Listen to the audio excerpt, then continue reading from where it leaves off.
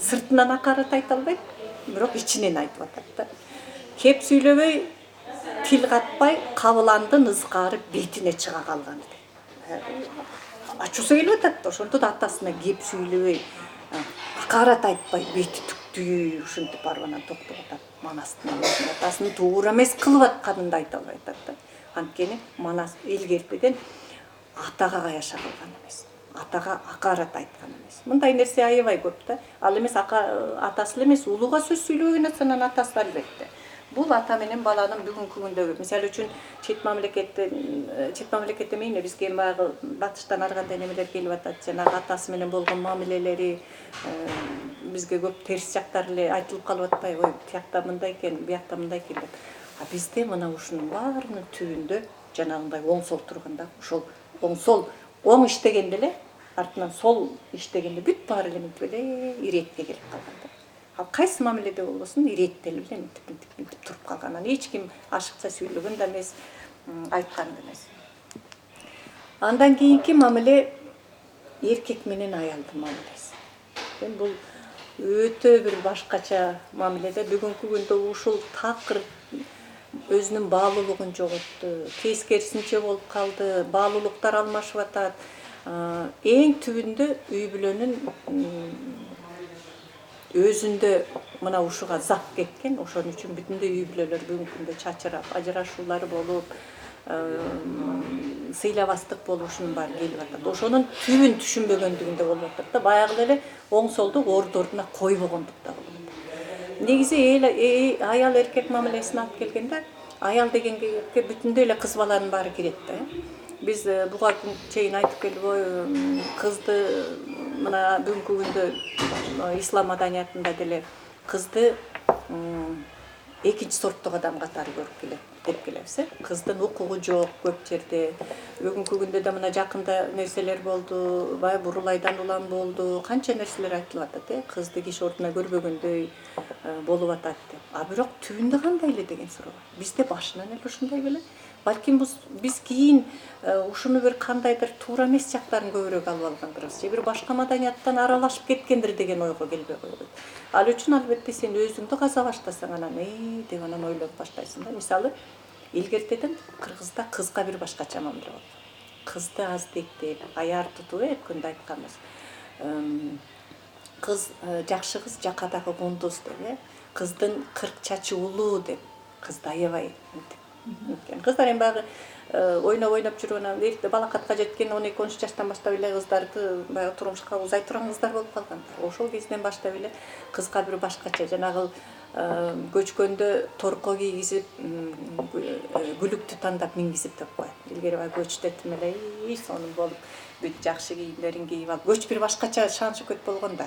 Байбичелер жана килейген элечектерин кийип, астыга төөлөрдү жетелеп, анан кыздар болгон кийимдерин кийинип, жигиттер аларга көрүнөм деп күлүктөрдү минип. Мына ошол мезгилде ошондой учурлар деле көрүнгөн да, билинген да. Анан кыздарды жакшынакай кылып, торкосун кийгизип, кызыл тазыл кылып, анан күлүктү тандап мингизип, колунан келишинче байбы, кедейби, колунан келишинче жакшы нерсесин баарын кыздарды болгон да. Кыз 5 күндүк конок деп айткан. Конок эми кыргыз үчүн башкача нерсе да. Конок үчүн баягы күмөндөр айтмакчы, биз көрбөгөн эле бир конок келет деп эле илгери апаларыбыз жакшы тамактардын баарын ката берчү, бизге бербей дегендей да. Ал конок ким экенин деле билбейбиз дегендей да. Демек коноктун өзү конок менен кошо кут кирет деген, ошо конок кудайы конок деп, кудайдан келаткан конок деп билишкен. Болбосо жанагы 7 кишинин бири Кыдыр деп, балким ошол келаткан конок Кыдыр болуп калып жүрбөсүн деген бир башкача мамилелер болгон да. Ошонун сыңары ошо коноктун деңгээлине кызды алып чыккан биринчиден. Экинчиден ал башка бирөөнүн бүлөөсү деп. Ал 5 күндүк конок. Ошон үчүн кыз төргө отурган. Кыз атасынын жанында турмушка чыккандан кийин да төргө отурат да. Ошентип отуруп келген. Анан ошол эле убакта эми карасаң, кыздарды аябай мага бүт баары мүмкүн экен деп мынтип өтө эле жалчактап эркелеп кеткен эмес. Ошол эле убакта кыздын ордун көргөзүп турган. Кызга 40 үйдөн тыюу деген. Кызга 40 үйдөн тыюу деген. Жоксо кызды үйдө кыл жатпайт деп аны оокатка көндүрүп, болбосо тайрактатып эле оокат кылдырбай кийинки турмушка даярдабай койгон эмес да. Бир эле убакта аны аяп, аярлап, баягы сиз айтып атасыз, кызга тийбей колуң калтырак болуп калат. Баягы балдар, удаа балдар бир кыздарды ыйлап койсочу, же болбосо томаяк болуп каласың, кызга тийбей дейт эле биздин убактачы. Ошол сыңары кызды бир эле убакта көтөрүп, жанагы мында кыз менен өзүнүн ата энеси, бир туугандарынын баары кыз оңго айланып, ошонун баары солго айланып калган да. Мына учурда да өзү түбүндө мисалы үчүн аял эркек деп алганда эркек оң күч, аял сол күч болуп атпайбы? Бул мынтип катып калган эмес. Кыз менен өзүнүн ата энесин жана бир туугандарын алганда кыз оң күчкө айланып, булар сол күчкө айланган. Анткени кыз конок деп атат. Анын 5 күндүк конок. Анын өзүнүн барар жери бар деп атат да. Анан болушунча жанагынтип сыйлап болгон нерсесин баарын кылып кызды бактаган. Анан кыз турмушка чыгат. Турмушка чыкканда келиндик кызматка келет, мындайча айтканда келиндик доорго келет. Анан өткөндө да бир айттым беле, кыргыздын өзүнүн фольклордо жаман уул, жаман аял деген нерселер бар.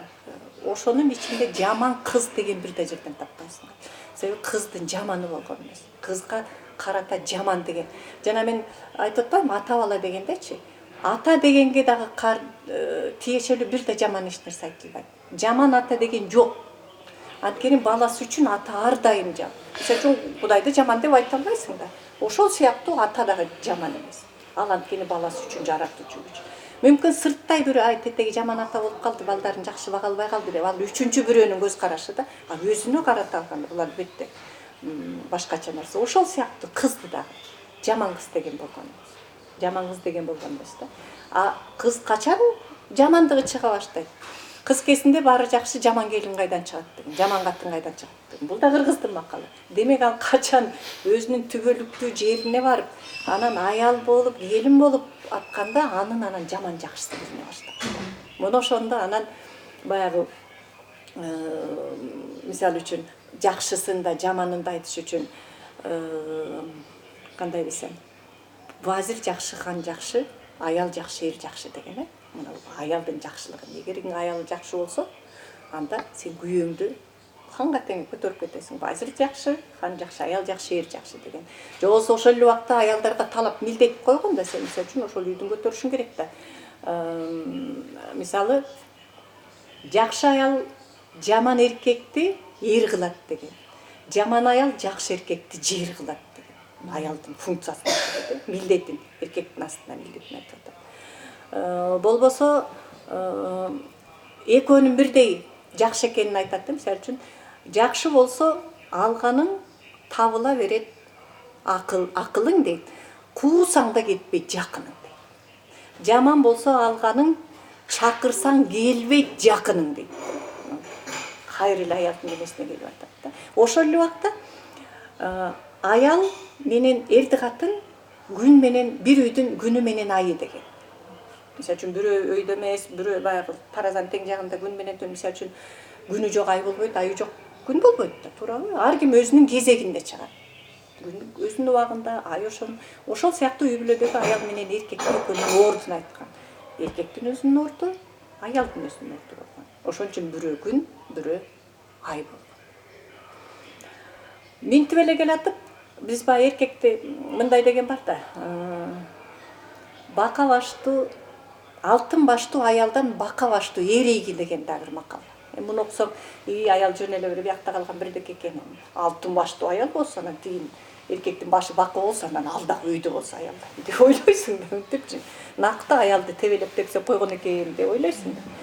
Ошол эле убакта жанагы аялдын баасын көтөрүп атпайбы? Аял жакшы, эр жакшы, вазир жакшы, хан жакшы депчи. Мына ошол жерде эң биринчи жанагы бака баштуу дегенде ушул оң сол туруп атат. Кандай болгон күндө дагы оң үйдө туруш керек, сол аны ээрчиш керек деген сөздү айтып атат. Бул жерде ал эптеген септеген жанагы эркектердин өйдө турат деген эмес. Же болсо дагы бир макал бар. Мисалы, эркек баштаса өлөң чөпкө дейт, аял баштаса чалчык сазга дейт.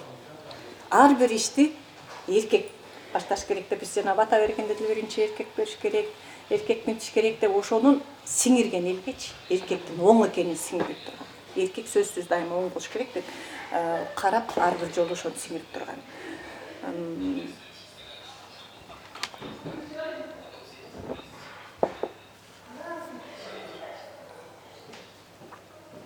Бир эле убакта эми жанагылардын баарын айтып келип, Аялды мисалы үчүн төмөнүрөөк коюп коюу эмес. Макалдардын баарындачы.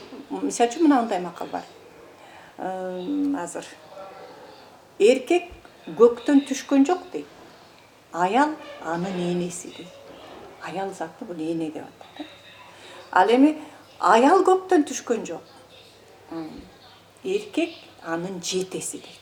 Жете деген баягы түпкү атасы да мисалы үчүн чоң атасы, бабасы, бубасы, жетеси, жотосу деп мынтип кетет да. Демек аял дагы эркектин тукуму дейт. Анткени анын атасы бар дейт. Ошол эле убакта эркекти аял төрөгөн дейт. Экөөнүн карчы кандай таразанын ташын экөөнүн коюп атканда. Экөөң тең бирдейсиң деп атат. Экөөң тең укугуң да бирдей деп атат. Милдетиң да бирдей деп атат. Ошол эле убакта экөөңдүн ордуң эки башка. Орду кайсы убакта? Орду жана оң сол менен.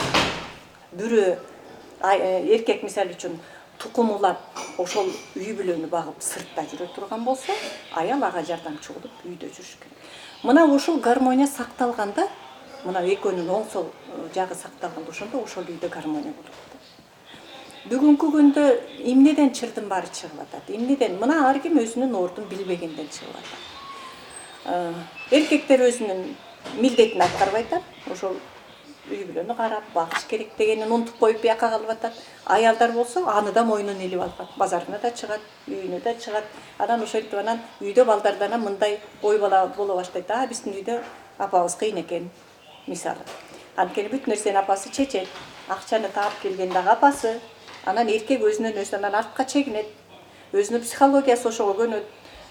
Баягы иждивенческий немесеге өтүп алат. Мына ошонун баарынан анан аялына сол аялы автоматтык түрдө оңго айланат, эркек солго айланат дагы анан жашоонун, турмуштун өзүнүн келишинде анан бүт бузулуп калып атат. Минтип келейин десең, эгерде эми жашош ортосунда болуп калат да, аял киши иштеш керек, кээде эркек өзү үйдө отуруп калат. Мындай шартта эмне болуш керек деген сөз. Бул жерде аял киши болсун, эркек киши болсун, мындай искусственный деп коеюнчу, жасалма түрдө болсо дагы ошону билгизбей, үйдүн ичинде оң солду орнотуш керек да өзү. Бул акыл менен орнотуш керек да. Мисалы, аялы тыйын таап келип атат. Өзү таппай отурат. Анан автоматтык түрдө тыйын тапкан киши азыр жетекчи болуп калат. Анан ошону дагы алып келип күйөөсүнө мынтип ушул чечет балдарына. Мына атаңар билет, атаңар тыйын тейт, ар бир нерсесин кеңешип отурса, баягы оңго дегендей оңголо баштайт да. Анан ошол үйдө аны көргөн бала эртең күнү да ошону жасайт. Кыскасы, мүмкүн болушунча ушул оң менен солду кармаганга аракет кылыш керек.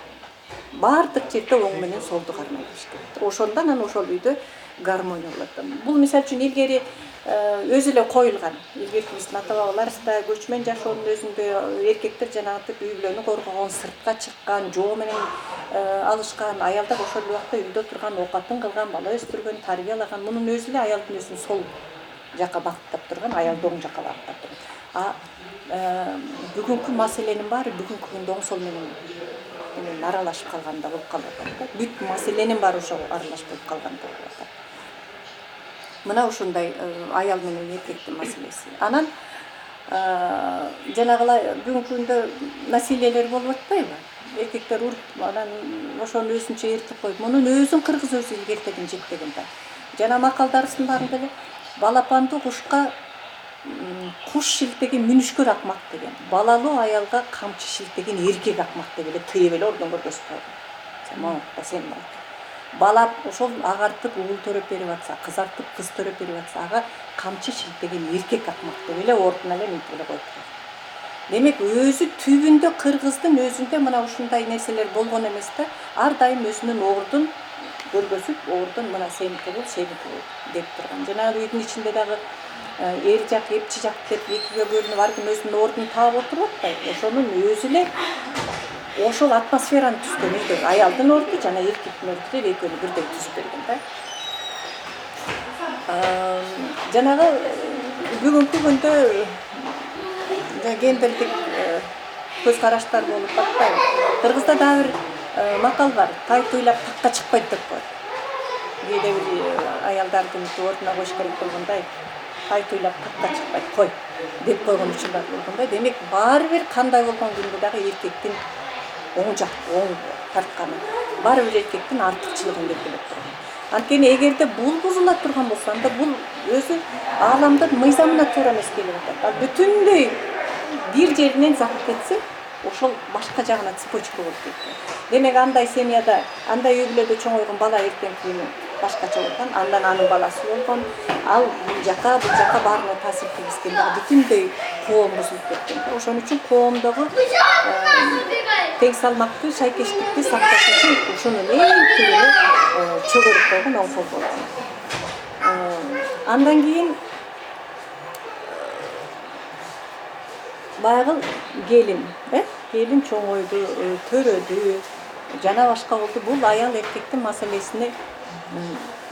маселесиндеги дагы бир айта турган нерсе бул неме? Эне менен баланын маселеси. Эне менен. Анткени бул дагы аял заты, бул дагы эркек заты да. Туурабы? Эне менен баланын маселеси бул эми өзүнчө бүтпөгөн чоң дастанда. Себеби эне өзү аял эркек деп алган мезгилде эне деле бул сол күч.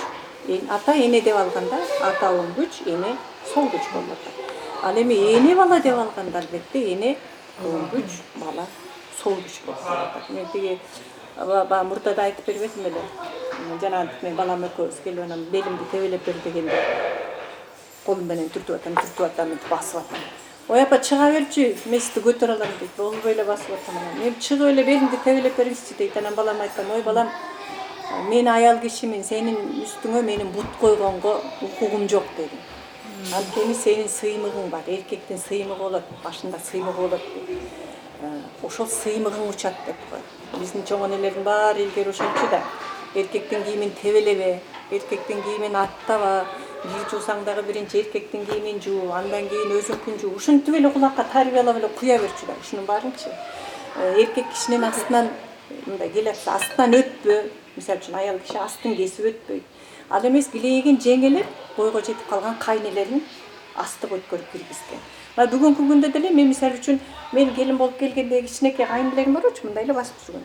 Өткөндө машинага отурарда келип атабыз, мен машинанын астына сен отур деп атам. Анткени артында кайным отурса мен уже отура албайм. Анткени ал эркек машинанын астынан отургузуп, аркасына мен отуруп атам да. Бул биздин генден келаткан нерсе. Аны сен атайын билип билбесең деле өзүң ошону жасайсың. Мындай чай коюлуп келгенде деле биринчи эркектен оозунуп чын албайт.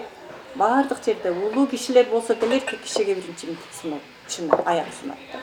Эркектен оозунуп мындай аял киши эч нерсе кылган эмес. Кандайдыр бир нерсе жасалат.